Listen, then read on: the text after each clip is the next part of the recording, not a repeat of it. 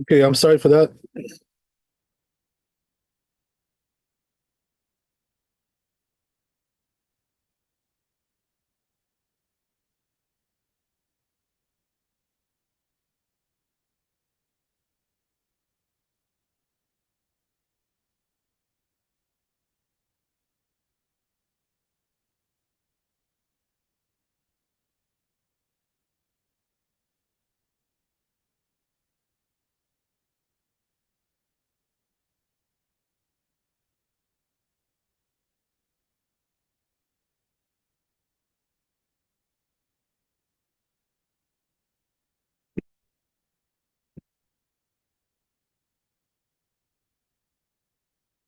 Okay, I hope you hear me.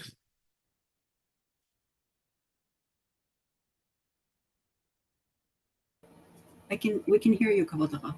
Okay, very good. Sorry about that.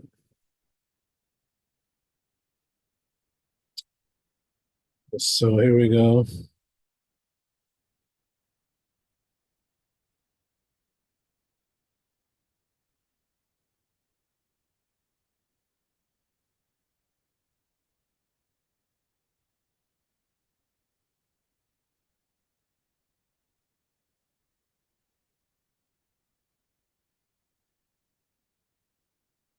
Yeah, so we'll do that again. This is Shulchan Aruch. It says, right, he washed two hands. Zo le'atzma v'zo le'atzma, right? Each one by itself. Separately. Like we all do. And then all of a sudden, right, he changed modes. When he did the second pouring. And then, right, what happened was that one hand touched the other. And then he poured on both of them in one shot. So here his hands are not clean.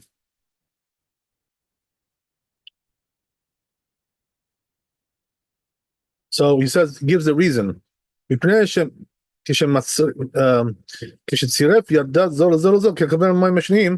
he touched one hand with the other to pour the second time, so what happened was that his hands became impure because they touched each other. So what do you see from there? You see, right, that you really shouldn't touch your hands one with the other when you're washing your hands. Keep them separate, because otherwise this could happen to you.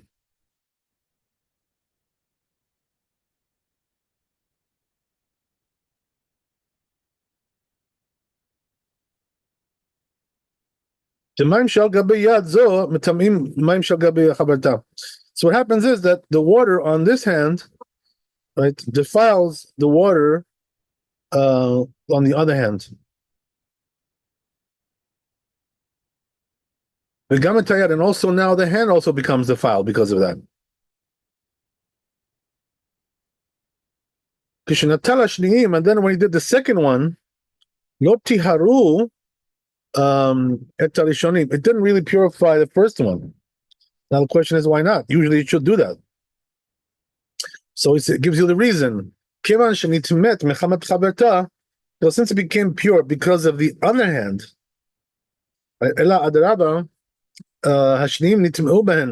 so what happens is, on the contrary, he says, right, the second water now becomes, the second pouring becomes impure. So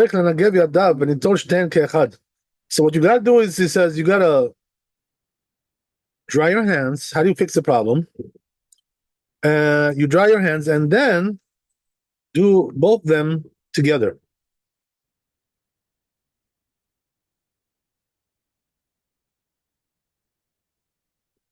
So I'll read the Ramah. The Ramah says, all the more so, he says, don't take your hand, right, and touch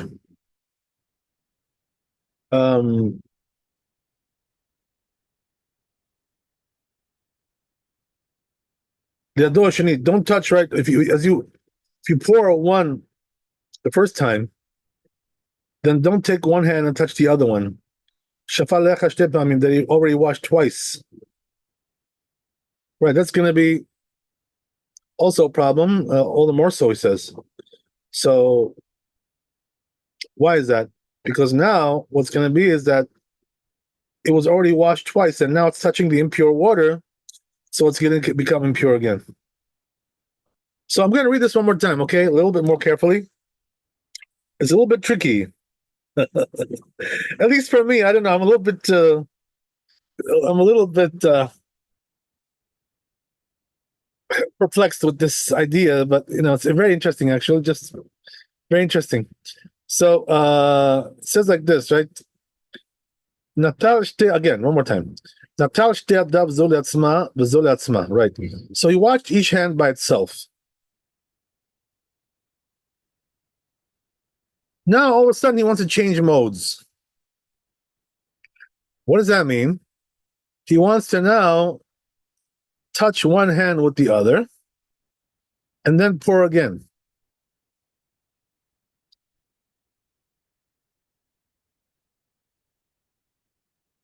So again, right, he's telling you that this is going to be impure.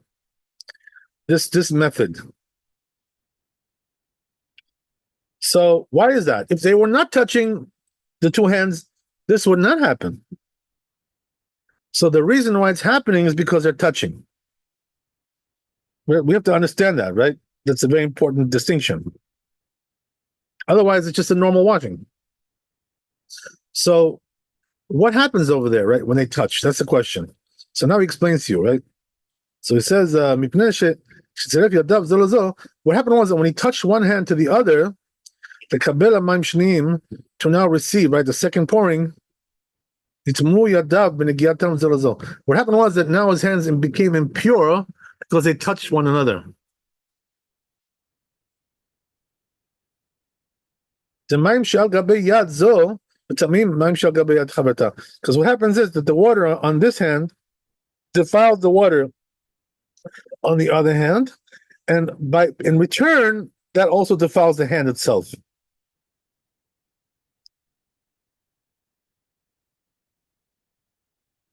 Good. Now it's getting a little bit more clear. It's sinking into my, my head a little bit better. Okay. Then he goes on. So he says, what happened was like this. When he poured the second time, since the hands were touching one another, as we said, right? That's the problem here. The root of the problem. Right? So they didn't succeed, the second pouring, to purify the hands. Because it became impure already beforehand by one touching the other. So what happens is that, on the contrary, right?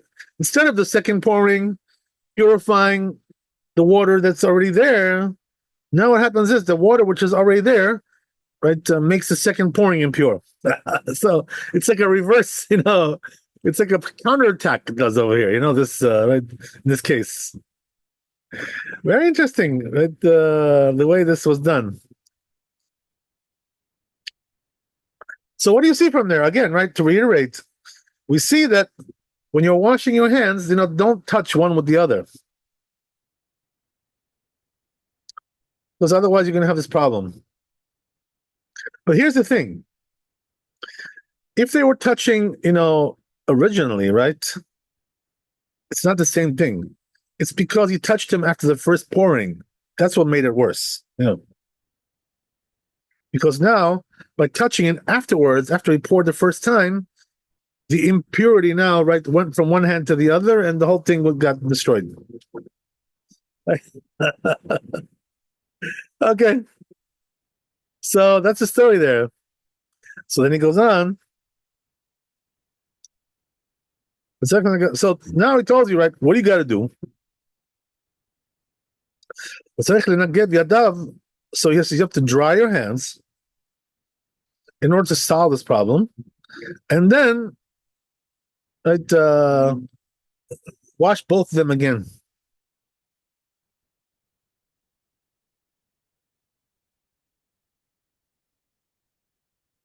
So let me see Mishnah Brewer here if he adds anything interesting, because there are some things that need to be added here for clarity, for sake of clarity. I don't after eat sagi. Is that? Yeah, okay. So yeah, it tells you that you don't really need much for the second pouring. Just one Rabbi eat is enough. Okay, that's good. Good to know. What else we got here?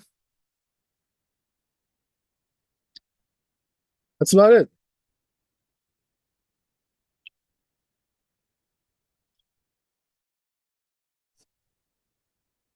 Sorry about that. I apologize. I think didn't this happen last year too? Are you too far from your router? You know what it is? It's because it's a sukkah problem. It's a sucker problem. Yeah. In other words, I should be really in the house. This is the problem. But if I move now, it's going to take. Yeah, because you're too far from the router. Yeah, probably not a good idea to move now. Okay. All right, we'll do the best we can. Remind me next year not to do this. Okay. Hopefully next year we'll be under better I circumstances. don't remember if you have trouble connecting. Well, Barry was recommending some kind of extender, signal extender or something. You can look into that. Yeah, I understand, but it's like it's once a year, so I'm not gonna get too deep into this stuff now. I usually don't go out to the balcony to teach my class. Not really very common with me. Maybe for next Sukkot we'll but you know what? I hope the next Sukkot will be in a better place. Right? As I say, next year in Jerusalem, right? So yeah. Hopefully they'll help us. Okay, anyway, so let's move on. We just have to do the Ramah and then take it from there, right? Am I boring you guys, by the way, with all this technical stuff? No, Kavod. Hope it's not boring for you. No, it's just giving us details. All right, what can I do? We're doing the best we can. So anyway, right? Most ladies, don't get into this technical stuff, whatever, so much. Okay, so anyway, right? The kol shekin lizayer shelo yiga beyados. It says the Rama, all the more so. That don't touch the hand that you washed once with the hand that you washed twice, because that will also, make that hand, which already was done twice, impure. So in other words, you got a problem with that thing, with the first pouring. That's what we're saying over here, and that's why we already said, how do you solve this problem? Very simple. Just do whatever you eat on each hand. This way, right there. There's no impurity there whatsoever. Or the other thing we said was to wash the whole hand, from top to bottom. So if you do like that, you don't have a problem, with this. Okay. It's good, whatever it is. We'll go to Zion.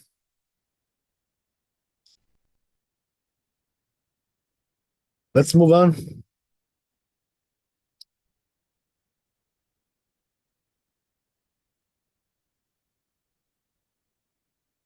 Okay.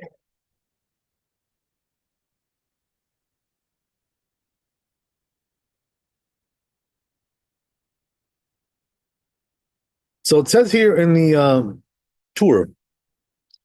Yeah, actually, this is probably the Bit Yosef here. Let's see who this is. Yeah, it looks like Bit Yosef. Okay, whatever it is. Anyway, it's all good. Anyway, it says like this, right? Katava Kolbo, says Kolbo, B'Shem Ravad. Name of the Ravad. Im Shifshef Yadav Zobezo. If he rubbed his hands one with the other, as we said, right? There are people who like to rub their hands, together. Right? צריך שיהיה נזהר שלא ייגע חוץ ממקום shenaflu bo amayim. So it says you have to be careful in a case like that. Don't touch, right, outside the perimeter where the water fell on that hand. Because what's going to be is if you do that, you're going to you're going to defile one the other from both sides. Two-way street. Adkan, that's the end of it. Okay. So now Bet Yosef analyzes this. So it says, since he said, right, that this only applies apparently if you rubbed your hands. So, right, you see from there that you don't really have to rub your hands. It's not really an obligation to do that.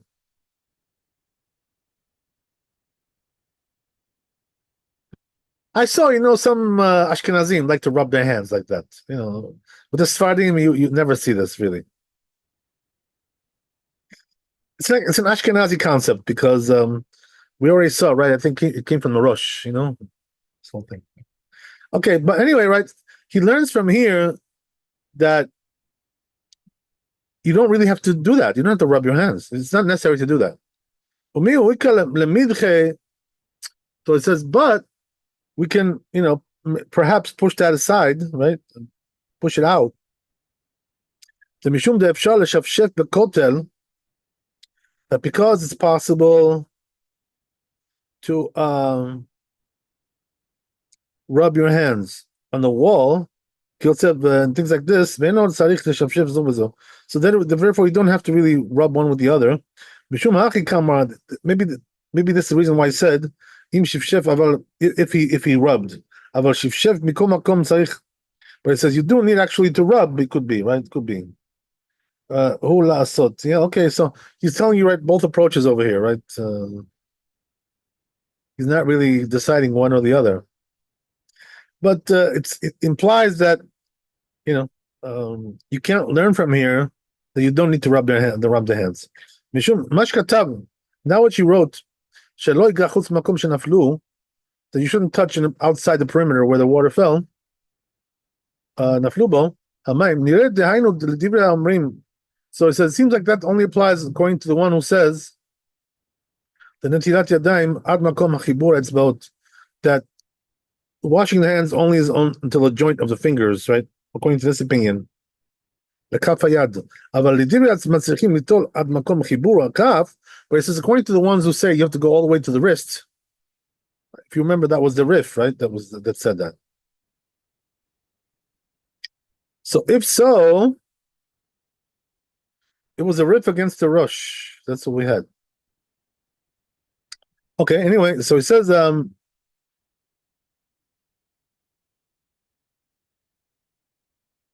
משם ולמעלה אין שם מיד עליה. אבל דידי רבן סיכרין, so then we're not concerned about that according to this opinion. Why?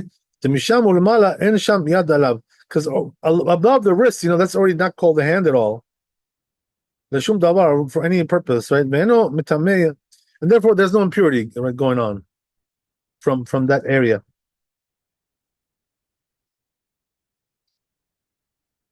But it says according to the Aruch though, he holds that the forearm also has impurity. Like we already wrote above, he says. Okay. Wow. Tanya, Tosefta, now what we learned in Tosefta, that that if he rubbed one hand against the other, now it's impure. So we already explained this, he says, regarding what that means. Okay, interesting. So, yeah, we did explain it. So let's see the Shulchan Aruch here on this one. And we'll see, right, if he requires to rub the hands or not.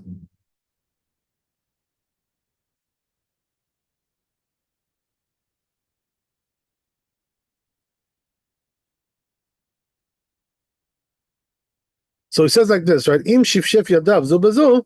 So it says if you're rubbing the hands, He's a so then you got to be careful, right? Don't touch in a place where outside the perimeter where the water didn't fall there. Because it's going to become impure, right? One from the other. So you see from there a couple of things, right? Number one, are you obligated to really rub the hands? And the answer is no, because he says if he's rubbing, it doesn't say he has to rub. So there's no obligation to rub. That's one thing.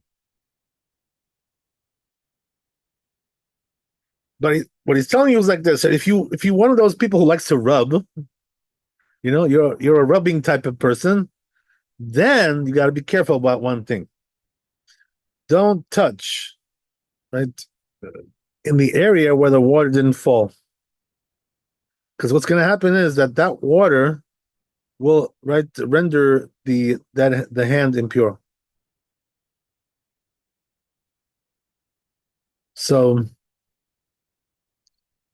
So therefore, what should you do, right? The way to solve this problem, if you like to rub the hands, wait until you do twice, and then rub. then you'll be okay. You know what I mean? Otherwise, not a good. Don't rub the first time. Whatever. So let's see what the Mishnah Berurah says here. Maybe he has some good insights into this halacha. Let's see what he says.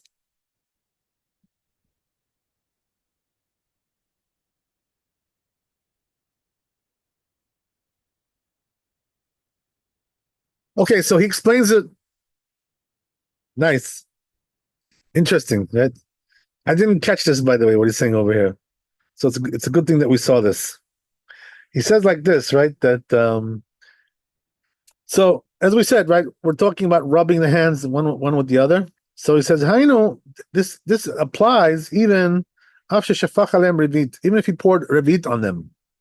So you may think, after he did revit, there's no problem anymore. As we already said, right? When you do revit, there's no more issues. But here he's telling you that there is. Why is that? So let's see what he says, right? Oh, shekvar shafach maim shneim. Or even if he said it, he says like this, even if you already washed twice, you still have to be careful about this. So what does that mean? We're not telling you can't rub the hands. You could, You like to rub. Okay, fine. That's your technique, right? You like to do that.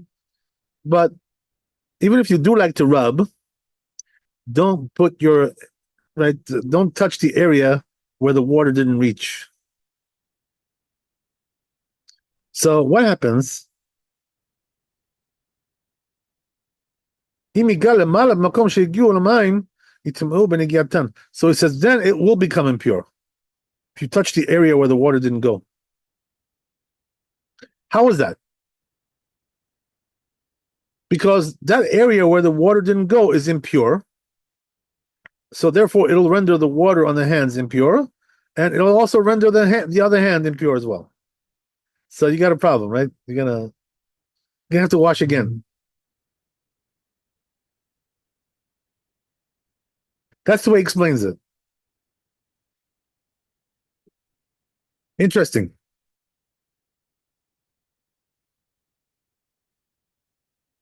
Kavod, does he has to dry and then wash again, or just wash again? Yeah. So I mean, drying is a good idea, but it's not really necessary so much because you could just wash over it twice and that would solve the problem. But if you just want to, if you just want to do it one more time, then you should dry, like you said, So I think that's the way it goes, Either you have to do it 2 more times or dry, one or the other.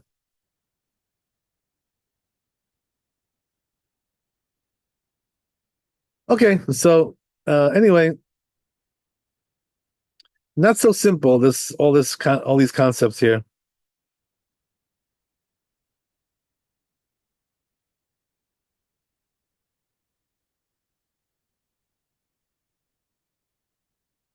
Okay, very nice. There's also here Biur Lacha. Let me just see what he says here. Interested to see this.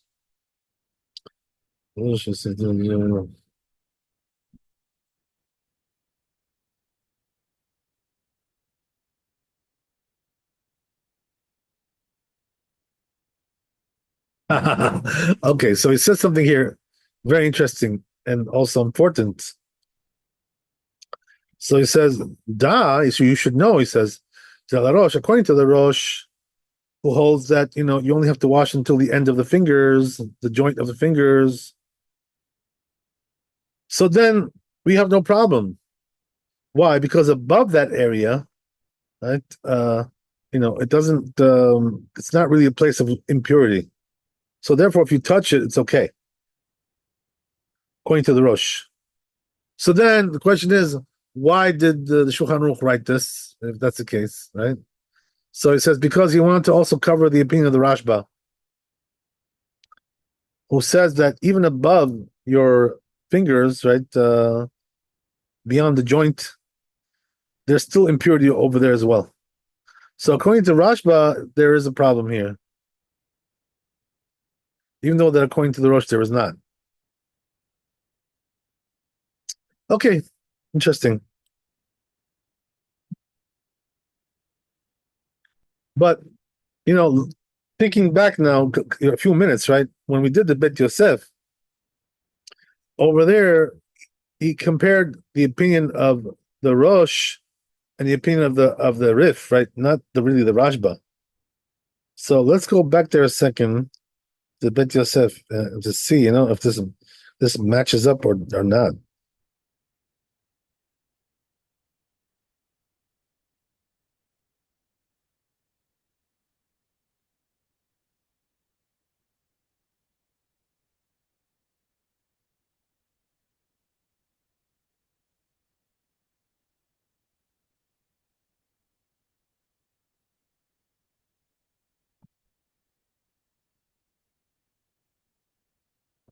Well, one thing he mentions over here, as we already talked about this, which is that according to the opinion of the Rif, who says you have to watch until the wrist, so then there's no problem here whatsoever. Because above the wrist, that beyond that, there's no impurity over there. But then he says, well, according to the there is another opinion that says that there is. The Aruch. Okay, interesting.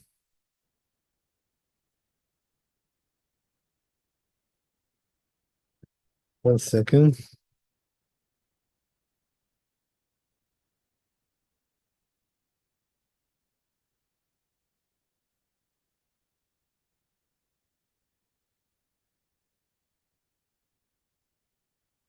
Okay, so it doesn't really what the Mishnah Berurah said here doesn't really contradict the Bet Yosef. It's really two different things. So that's what I wanted to check, just to make sure that it falls in line. Okay, good. Good to know. Kabotaka, what was the opinion of the Rashba? Was also like until the wrist, the pech? Right. So what he's saying is like this, right? That according to Rashba, even above the fingers, beyond the fingers, right? It's still there, some impurity there. So this is not like the Rif. It's not the same thing. Because according to the Rif, you have to Correct. And then wash the whole hand. until the wrist. Right. The Rashba doesn't say that. And then, what he's saying is that above the fingers, there's also impurity there as well. According to the Rosh, there is none. Why? Because that's the only part you have to wash. Beyond that, right? There is no such thing. Okay, you know what? It requires some analysis. All this to put all this together.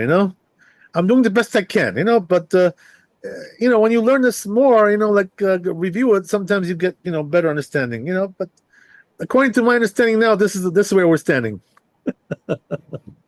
Okay. God bless. All right.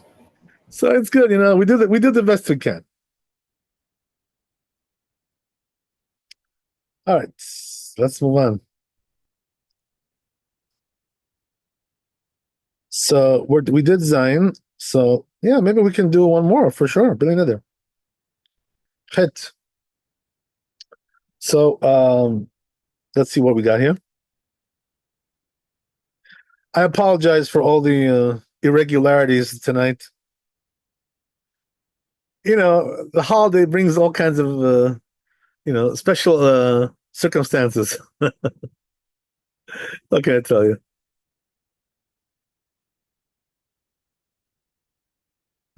So it says here in Chet, so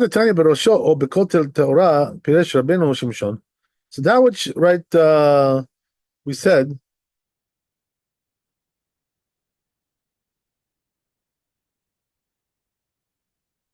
that on his head or on the wall it's pure. Rabbeinu Shimshon explains, so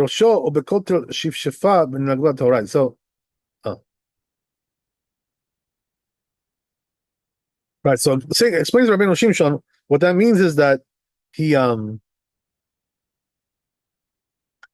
rubbed his hands on his head or on the wall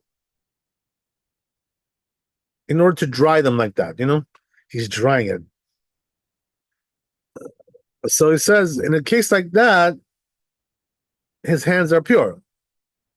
In other words, we have no problem with that. It's not going to render the hands impure to touch your head or the wall. That's what he's saying. Okay, so that's the tour apparently. Now let's see the Bet Yosef here. Chazar v'naga ben le'achar shifshef yado. He came right and touched him after he rubbed his hands. Berosho or bekotel. He touched now, as we said, right, his head or the wall. Chazar v'naga be'otam mayim shebao miyado al harosh. Now, let's say he came back and touched that water, which came from his hand onto his head, velakotel or on the wall, teme'ah, it's impure. Shotan mayim teme'im chazru v'timeu. So why is that? Because that impure water now came back and defiled etayad, the hand. Shenagaben, right, touched him. Wow.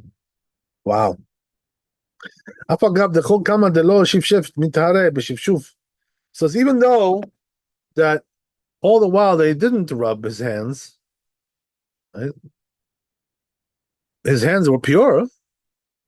Now all of a sudden, right? So now that he rubbed it, became worse situation. So he says, therefore, what he has to do is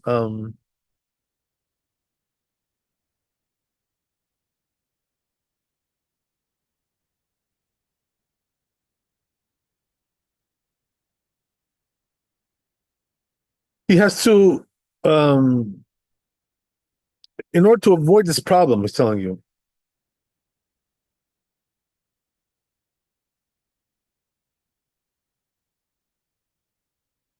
wash one hand in the beginning. But if he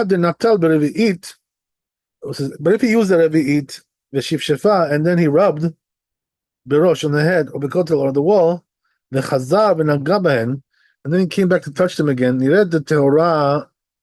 It seems like it's pure, he says. The Dat Tanakh Revata, according to those rabbis, the Sovrim Shofech Revi'it Kechat En Tzarich Mayim Shneim. According to those rabbis who hold that a person who pours Revi'it in one shot, right, as we said, you don't need to have read the second time. The Taram to purify them, the Ad Kan Lot Metameh, because it only makes it impure, but Tosefta, because he washed one hand with dust and revit. Which comes from the remnants of purity. But if he washed with the revit, pulshat revit, so now the hands are pure, and also the water which is on them altogether, right? Completely. So if he now rubbed on his head or the wall, so then he touched them, it's pure.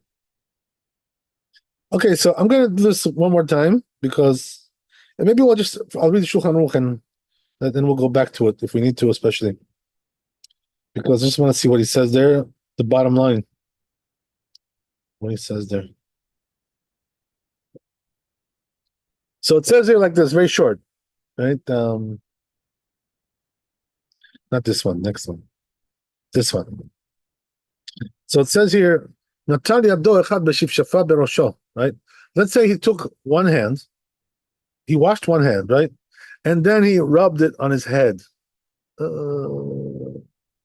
He's using his head as a towel, basically.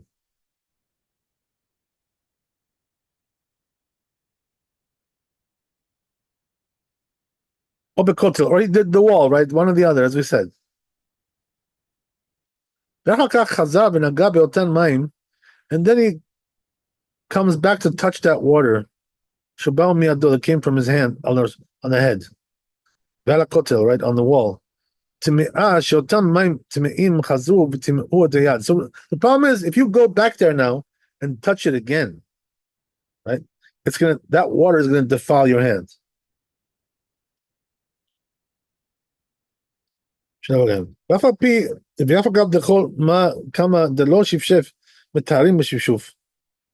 though that all the while he didn't rub his hands against the wall or against his head, right? As we said, then we say everything is good until that point. Hashta de Chazar the Naga, but now he went back and touched it again, right? He went back again there. Right? Gara, this is even worse. So we already said, he says, right, that if he did Ravit in one shot, then this is not going to happen. We're not concerned about any of these things. The end sham maim to me'in klal. Why? Because there's no impure water whatsoever.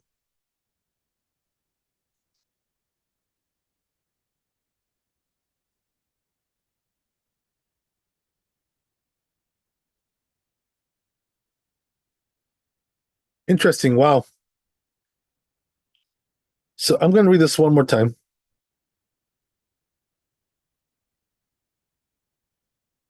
Natal yado echad v'shifshafa berosho. Again, right? He washed his hand, one hand, and he rubbed it against his head.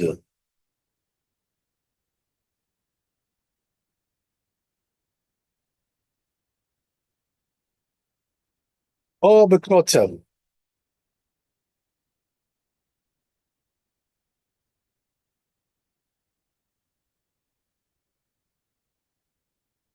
Or against the wall.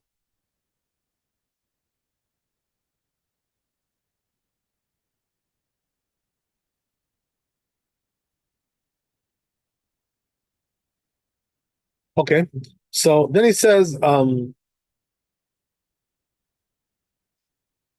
yeah, so he points out over here in the parentheses something interesting. He says, right, that we do have a halakha, in a different place in Shulchan Aruch, that if you scratch your head, your hands become impure. You have to wash your hands. So why doesn't that apply here?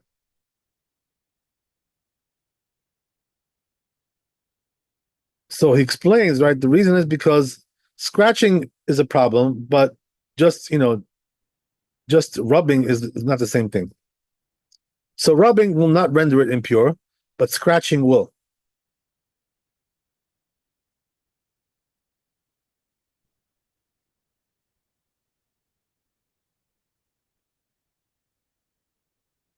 That's one issue. Now we're going to the main issue here, which is, so until that point, he's good. He rubbed it on his head. He rubbed it on the wall. Until that point, no problem. So when does the problem start? When he now goes back again to touch that water, which is impure. So this is what gets him into trouble here.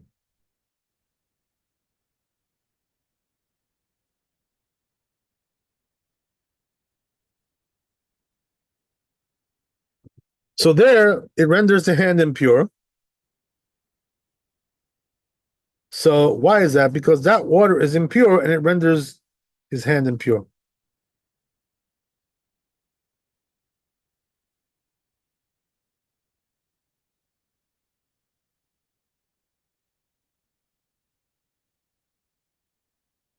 The kol kama de lo shifshef, even though before he rubbed mitarim shifshuf, right? We say that's fine. There's no issue there. But the issue only starts when he goes back to touch it again.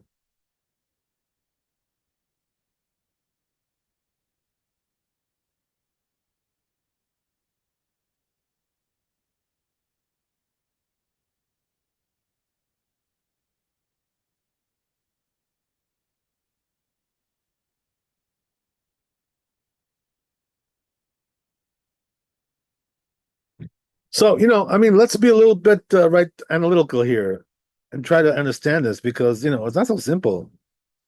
Uh, because, what we're saying is that if you go back and touch it, it'll render you impure. But if you touch it just to dry your hands, it's okay. Why is that? Isn't it really the same thing?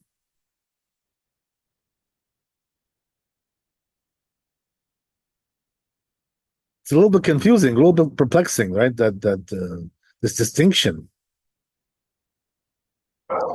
So maybe we should. So yeah, I apologize again. We got disconnected. But anyway, right? Let's look at the Mishnah Berurah and see what he says about this because that distinction is a little bit hard to swallow. Why that is? Let's see what he has to say.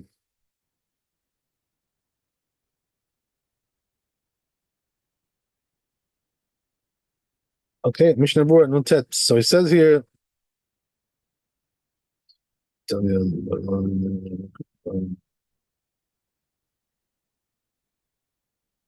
Really explain it so much. Let's see what else we got here.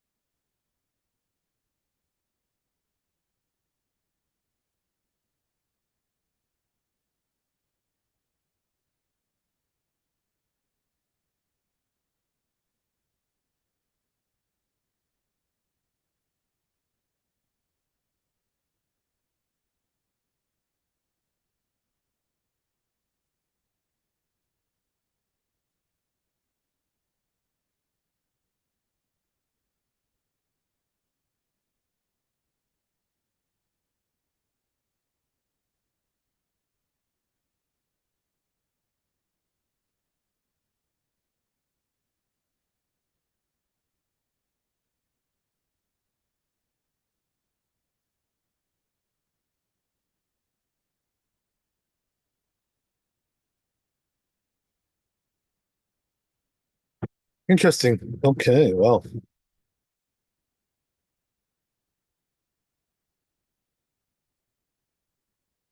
So Mishnah Berurah is digging into it a little bit here.